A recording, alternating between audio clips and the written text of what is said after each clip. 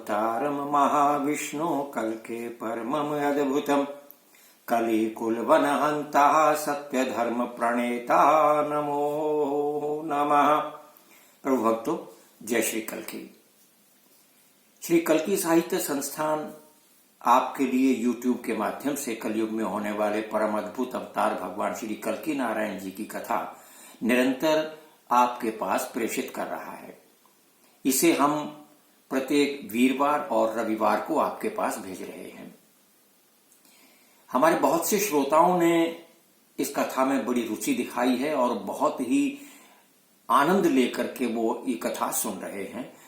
इसका आभास हमें तब हुआ जब अनेक श्रोताओं ने हमारे पास फोन किए, व्हाट्सएप संदेश दिए हैं।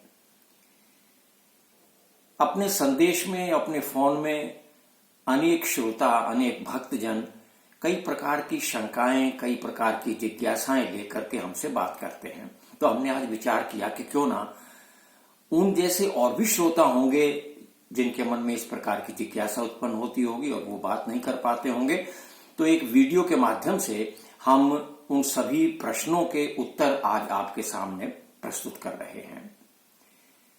अनेक श्रोताओं ने हमसे बार बार पूछा है कि आचार्य जी, क्या कल्की भगवान का अवतार हो चुका है? क्योंकि कई चैनलों ने इस बात का प्रदर्शन किया है कि भगवान श्री कल्की जन्म ले चुके हैं, केवल प्रकट होना शेष है। आप बताइए। प्रभु भक्तों, भगवान श्री कल्की इस कलयुग में अवतार लेंगे।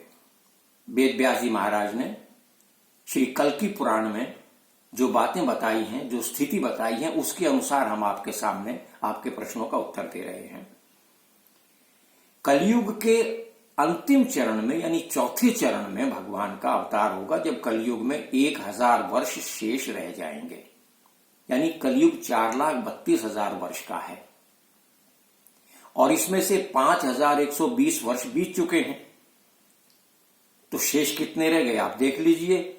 4,26,880 शेष रह गए। उसमें से 1000 वर्ष और पहले निकाल दीजिए तो 4,25,880 वर्ष।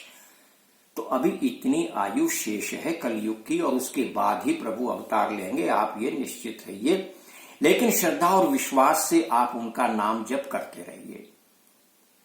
एक श्रोता ने तो यहां तक पूछा, क्या हम भगवान श्री कल्की के दर्शन कर पाएंगे? उनको अपनी आंखों से देख पाएंगे?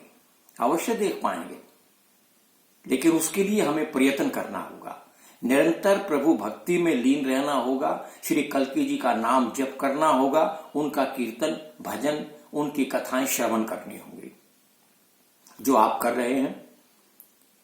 प्रभु की कृपा होगी तो जो नाम जप करने वाले भक्त लोग हैं उनको फिर से मानव चोला मिलेगा और जब भगवान अवतार लेंगे तो संभव है प्रभु कृपा करके हमें मानव चोला उसी स्थान पर प्रदान कर दे जहां वो अवतार लेकर के आएंगे। अनेक श्रोताओं ने हमसे एक और प्रश्न भी पूछा है कि कई चैनल भगवान श्री कल्की को 5वीं संतान के रूप में बता रहे हैं कि श्री कल्की 5वें पुत्र होंगे और कई बताते हैं कि 4थे पुत्र होंगे।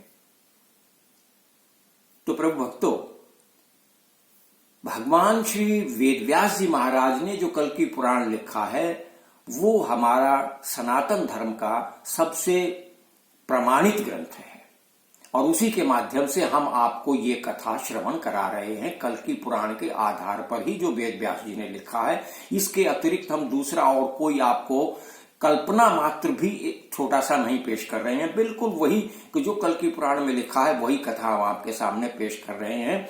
इसमें कोई कल्पना नहीं है, कोई झूठ नहीं है, कोई बनावट नहीं है। तो भगवान श्री वेदव्यास जी महाराज ने लिखा है कि वो 4थे भाई होंगे। प्रथम अंश के प्रथम अध्याय में ही उन्होंने ये वर्णन कर दिया था। कल्के ज्येष्ठा त्रय शूरा कवि प्राज्ञ सुमंत्रक। कल्की जी के 3 बड़े भाई होंगे, कवि, प्राज्ञ और सुमंत्रक। तो इसका मतलब ये साफ है कि कल्की जी 4थे भाई होंगे। और उन्होंने भी स्वयं ब्रह्मा जी को जब कहा है तो उन्होंने भी स्वयं कहा है, ब्रह्मा जी, हे ब्रह्मदेव, चतुर्भी भ्रातृभी देव करिष्यामि कली क्षयम। हम चारों भाई मिलकर के कलयुग का विनाश करेंगे और सतयुग की स्थापना करेंगे। तो इस बात से यह सिद्ध हो गया कि भगवान श्री कल्कि चौथे भाई के रूप में ही प्रकट होंगे और सबसे छोटे होंगे।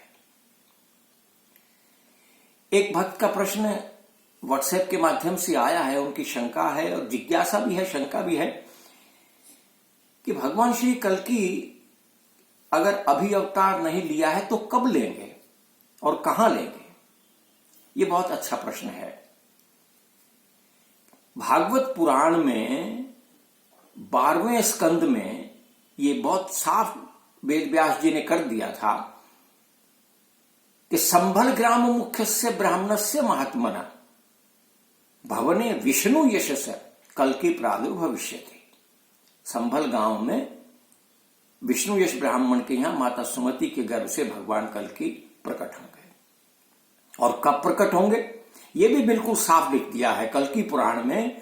प्रथम अंश के दूसरे अध्याय का 15वां श्लोक देखिएगा, उसमें साफ लिखा हुआ है, द्वादश्याम शुक्ल पक्षस्य माधवे मासी माधव जातम दद्रशतु पुत्रम पितरौ हृष्ट मानसौ।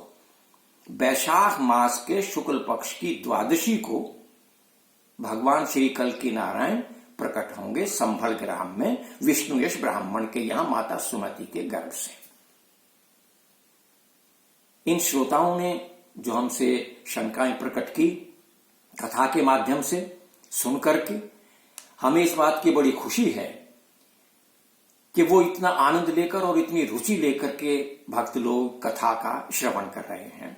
हम भी आपसे एक निवेदन करते हैं कि जब आपको कथा इतनी अच्छी लगती है तो उसे लाइक अवश्य करें, लाइक करके शेयर करें, अपने अन्य साथियों के पास भेजें और सब्सक्राइब कीजिए जिससे कथा सीधी आपके पास पहुंच जाएगी। जय श्री कल्कि, जय श्री हनुमान।